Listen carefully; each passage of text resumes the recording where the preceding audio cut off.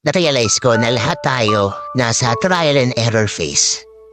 Hindi natin alam kung tama ba yung ginagawa natin o kung meron ba tayong mapapala sa mga desisyong nagawa natin. Yung realization na lahat tayo merong pinagdaraanan, na lahat tayo first time dito sa mga bagay na to, doon natin marirealize na lahat tayo pantay-pantay.